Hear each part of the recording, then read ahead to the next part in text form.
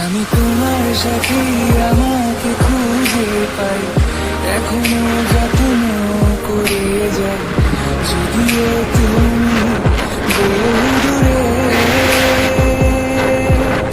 আমি আজও পাগল